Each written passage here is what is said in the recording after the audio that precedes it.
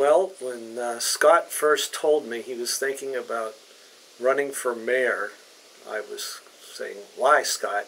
You've been a successful businessman.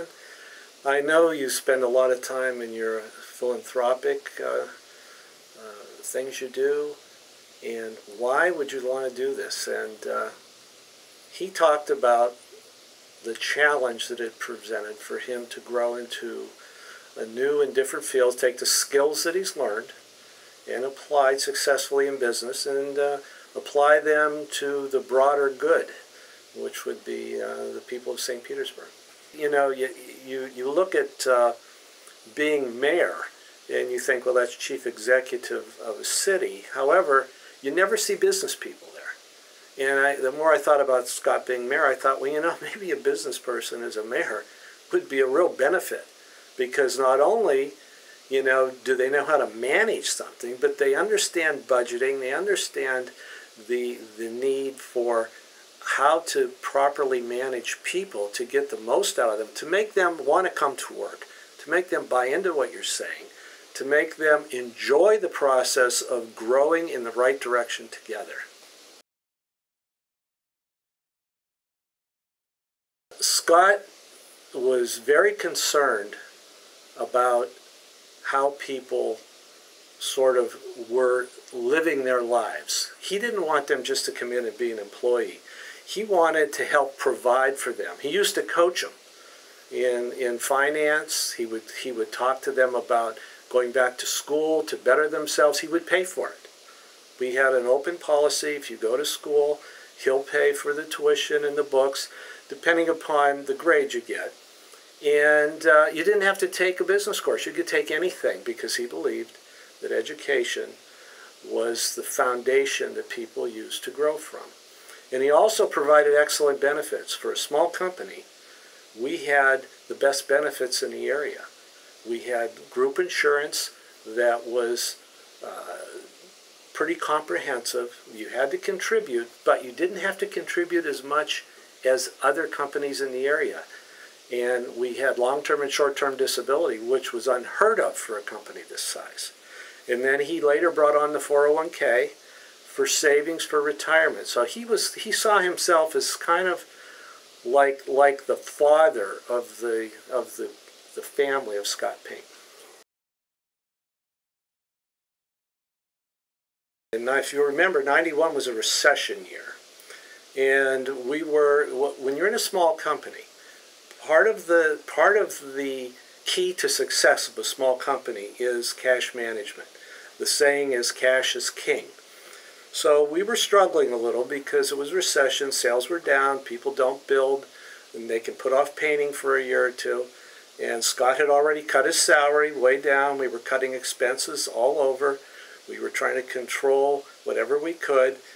But he felt that we had to provide this benefit, a 401k with match from the company, as a foundation for the long-term benefit of our employees. So he did.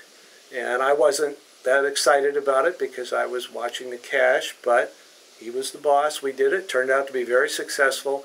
And it caused our people to sort of look up to him. A lot of loyalty was earned by Scott through just that maneuver and other things that he's done.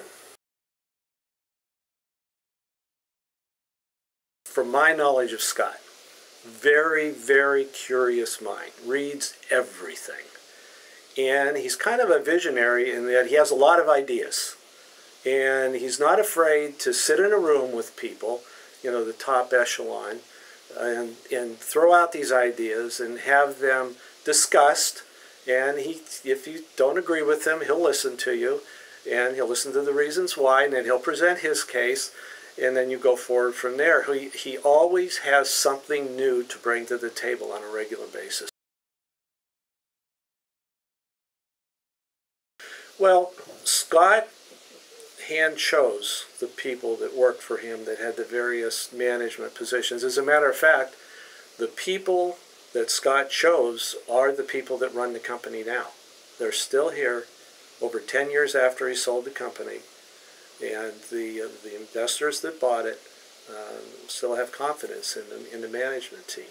Scott is one of these people that hires you, tells you what he wants you to do, and then he just lets you do it. And you're responsible for taking care of your area. And if things aren't going quite the way he wants them to, he'll call you in for what he calls a little chat. And he's pretty upfront with what he wants, and then he'll listen to you when you tell him your opinion.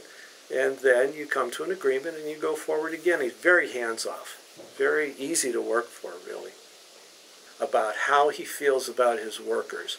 Not just people that are there to work and make money for him, but yet bring them in as part of the Scott Paint family. And he really got this from his father, who was a very parental figure for the whole company. And he was really the mentor of Scott. And it's his attitudes towards people are one of the very strong points that allowed him to be successful in this business. Because not only was it, the employees, but he also believed that you had to treat the customers the same way. Service was the king. You have a good product and you provide excellent service, people will come back.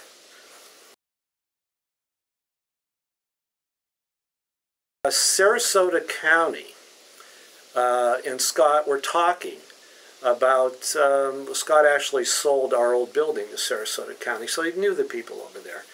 And they were talking about the recycling, asking Scott if he had any ideas. And Scott said, well, how about if we come in and take it and we reprocess it for you, and we'll sell it back to you for just the cost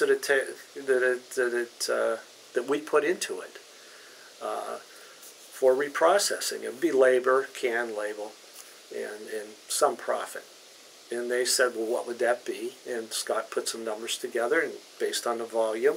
And that's how it started out, very little.